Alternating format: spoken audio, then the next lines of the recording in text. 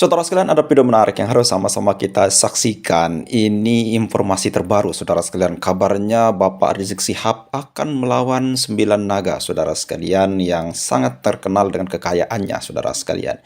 Bahkan Bapak Rizik Syihab menemukan strategi dan mengutus beberapa intelijen daripada FPI, saudara sekalian. Oke, selengkapnya mari kita sama-sama simak strategi Bapak Rizik Syihab dalam melawan 9 naga ini, saudara sekalian. Silakan. Assalamualaikum warahmatullahi wabarakatuh. Perkenalkan, nama Ana Habib Nazaruddin. Ana sebagai Ketua DPW FPI Aceh Timur. Mungkin Habib dulu pernah dengar kisah ketika pelantikan DPW FPI Aceh Timur dihalang oleh pemerintah. Ana ketuanya Habib. Cuman mungkin pertanyaan Anda agak ekstrim dikit, Habib. Setelah Ana perhatikan beberapa tahun ini, ternyata kunci permasalahan di Indonesia ini ada di Naga 9, Beb. Itu sumber masalah. Maka kami dari Aceh, mungkin di seluruh Indonesia, umat Islam yang cinta dengan tanah air, yang cinta dengan agama, kapan saatnya kita usir itu cita-cita PKI, naga-naga 9 yang telah menguasai negeri ini, Beb. Kapan ulama atau habaib mengemandukan jihad? Itu yang kami inginkan. Karena itu langkah terakhir, Beb. Terima kasih, Bib. Takbir. Ini pertanyaan ini saudara ngeri-ngeri sedap. Ini ngeri-ngeri sedap ini. Salah jawab langsung pulang Jakarta ditangkap ini. Tapi saya sepakat ya kawan. Memang 9 naga ini berbahaya. 9 naga ini sudah kelewat batas. Saudara dan saya sudah beberapa kali di atas mimbar mengajak umat, ayo jadikan naga sebagai cacing. Setuju tidak? Setuju tidak? Bagaimana caranya? Nomor 1, kita perkuat persatuan dulu, saudara.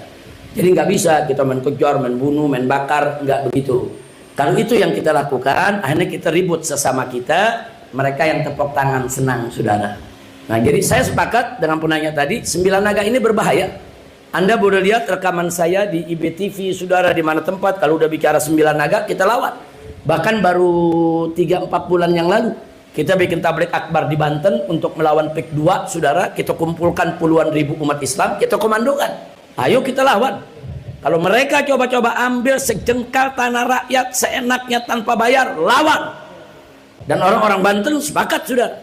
Maka sampai saat ini mereka nggak berani ngambil begitu aja. Tapi mereka gerilya. Pakai pejabat, pakai jenderal, pakai menteri, pakai ini, suruh bujuk itu rakyat, saudara, dan seterusnya. Nah, inilah yang menjadi PR kita semua. Jadi sekali lagi, saya sepakat 9 naga memang harus dijadikan 9 cacing. Tapi bagaimana caranya? Ini perlu bukan hanya dipikirkan, tapi kita duduk, kita rapatkan, kita bahas, kita seminarkan, saudara.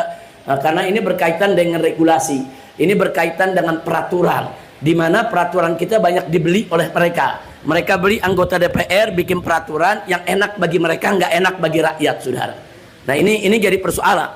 Jadi perangnya bukan perang dengan senjata saja, tapi ini perangnya dengan pemikiran, perang dengan strategi, perang dengan politik. Saya kasih contoh satu saja, saudara, sebelum saya akhiri. Di tahun 2016, saudara, ini kelompok 9 naga dan kroni-kroninya. Wa akhwatuha, saudara. Mereka sudah rencanakan bagaimana ada tokoh mereka ketika itu, saudara, agar menjadi gubernur Jakarta. Setelah jadi gubernur, mereka punya langkah, jadikan dulu sebagai wakil gubernur. Langkah berikutnya jadi gubernur. Langkah berikutnya jadi wakil presiden. Langkah berikutnya menjadi presiden. Nah, kebetulan kami di FPI punya jaringan. Kami juga punya intelijen FPI. Terus kita kumpulkan beritanya, kita kumpulkan bukti dan saksinya, saudara. Ternyata ini bukan sekedar isu atau rumor, tapi memang mereka punya rencana seperti itu. Nah, akhirnya apa? Mereka berhasil menjadikan orang ini sebagai wakil gubernur di Jakarta, saudara. Setelah itu gubernurnya mereka dorong untuk jadi presiden, saudara. Kosong, orang ini menjadi gubernur, saudara. Nah, saya lihat orang ini lagi digadang. mestinya orang ini di 2019 saudara menjadi calon wakil presiden, dan di 2024 dia jadi capres. Nah, begitu kami lihat seperti itu, maka saya mengajak ormas-ormas Islam untuk melakukan gerakan besar-besaran. Nah, mulai dari gerakan 411 sampai terjadi 212, kemudian masuklah pilkada di Jakarta. Saudara, dia mau jadi gubernur Jakarta. Presiden dukung dia, saudara. Panglima TNI dukung dia, Kapolri dukung dia, seluruh kementerian dukung dia, saudara. Nggak sampai di situ, seluruh televisi mainstream dukung dia, konglomerat termasuk 9 naga, semua dukung dia. Di atas kertas, nggak mungkin orang ini kalah, saudara. Kita lakukan perlawanan, saudara. Bahkan yang saya ajak bukan orang Jakarta aja, orang Aceh pada turun ke Jakarta, saudara. Semua kita ajak ke Jakarta, ayo kita lawan ini orang. Saudara, bahkan sampai beberapa pimpinan partai saudara mengatakan ini nggak mungkin kita bisa menang, mustahil, udah didukung presiden, didukung semuanya saudara, mana mungkin kita bisa menang. Nah, tapi karena umat bersatu, saudara, dan Nabi mengatakan dalam satu hadisnya, alaikum bil jamaah. Nah, jangan lupa tuh, alaikum bil jamaah, fa inna yadallah ma'al jamaah. Wajib atas kamu bersatu, kerjasama, berjamaah. Kenapa? Karena pertolongan Allah ada pada kebersamaan. Saya rasakan betul itu, saudara. Saat itu, saudara, ini kita sudah di pinggir jurang.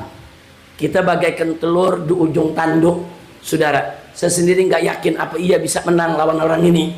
Tapi begitu kita gelar 411, begitu gelar 212, saudara, ternyata dukungan umat bagaikan bola salju. Makin hari makin banyak yang dukung. Masuk pilkada Jakarta, kita menang. Sampai presiden kumpulkan kabinetnya bingung, kok kita bisa kalah?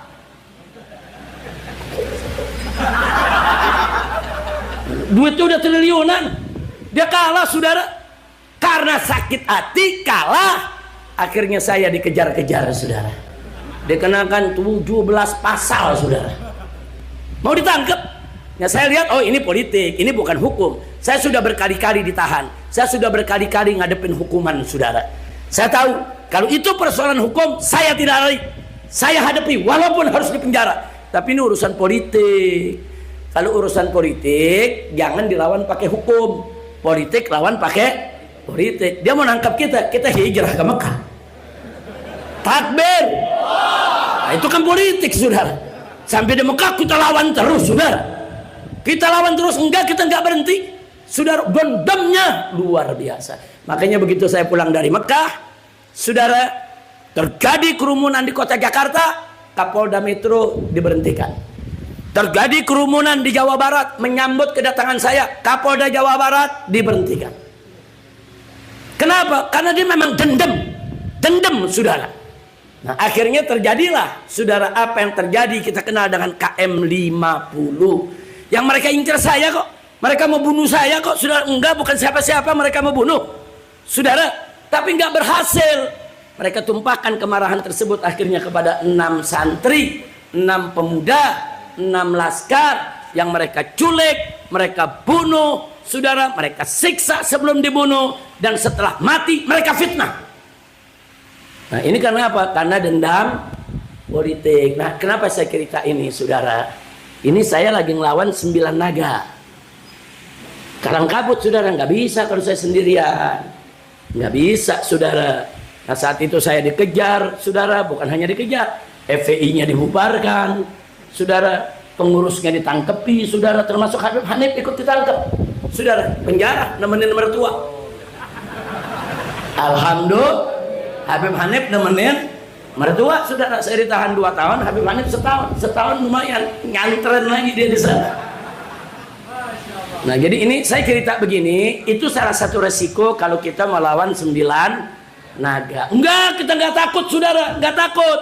Cuman saya minta nih sama orang Aceh, kalau besok kami dari Jakarta memberikan komando, saudara, untuk bangkit perang melawan 9 naga, siap tidak? Siap tidak? Siap tidak? Takbir! Angkat tangan semua, angkat semua, takbir! Sallu ala Nabi. Enggak, saya nggak bakal berhenti, saudara. Ini nyusahin rakyat, akan kita lawan terus, saudara. Apapun yang terjadi, kita nggak boleh meninggalkan umat. Mudah-mudahan Allah berikan kekuatan kepada kita. Nah, selanjutnya Habib Hanif, nah, kita minta kita rame-rame dulu nih berikrar untuk lawan korupsi. Nah, silakan Habib Hanif diarahkan apa dia punya ininya, kemudian diajak bersama-sama sambil dijelaskan. Silakan Habib Hanif. Oke, saudara sekalian, itu ya tadi Bapak Rizik Syihab dalam strategi melawan 9 naga, saudara sekalian, yang luar biasa dengan kekayaannya, saudara sekalian. Nah, kalau kita lihat penyampaian dari Bapak Rizik Syihab luar biasa, saudara sekalian, berapi-api. Namun kalau kita lihat fakta yang sebenarnya dahulu dengan yang sekarang itu jauh berbeda, saudara sekalian. Yang dulu itu dia dianggap sebagai zuriyah Nabi Muhammad SAW. Makanya ketika mengumpulkan orang dalam aksi 212, 214, saudara sekalian, ya jamaahnya membeludak, saudara sekalian. Dan pada saat itu juga, saudara sekalian, dalam video tadi itu yang disinggung itu pilkada antara Ahok dengan Anies Baswedan, saudara sekalian, yang dimenangkan oleh Bapak Anies. Nah, kemudian Ahok kalah, saudara sekalian, yang didukung oleh Bapak Presiden dan 9 naga, kata Rizik Syihab. Nah, kalau kita lihat permasalahan itu, saudara sekalian, ya itu bukan bukan hanya semata-mata karena Rizik Syihab ini, ya memang ada dukungan dari FPI dulu, saudara sekalian. Namun kalau kita lihat elektabilitas Bapak Anies dulu itu lagi naik daun, saudara sekalian. Lalu kemudian Bapak Ahok ini sudah tercoreng namanya dengan ayat Al-Maidah ayat 51 itu, saudara sekalian. Makanya Bapak Anies menang dengan mudah, saudara sekalian. Dan terlebih-lebih Bapak Ahok ini sudah namanya didaftarkan nama hitam, lalu kemudian non-muslim lagi, saudara sekalian. Nah, ini yang memang membuat Bapak Ahok kalah, saudara sekalian. Nah, mungkin hanya ini saja. Mudah-mudahan video ini dapat menghibur Anda, saudara sekalian, perlawanan Rizik Syihab. Kita lihat nanti Pak Rizik Syihab mampu membuat 9 naga menjadi 9 cacing seperti kata dia, saudara sekalian. Mungkin hanya ini saja. Sekian. Assalamualaikum warahmatullahi wabarakatuh.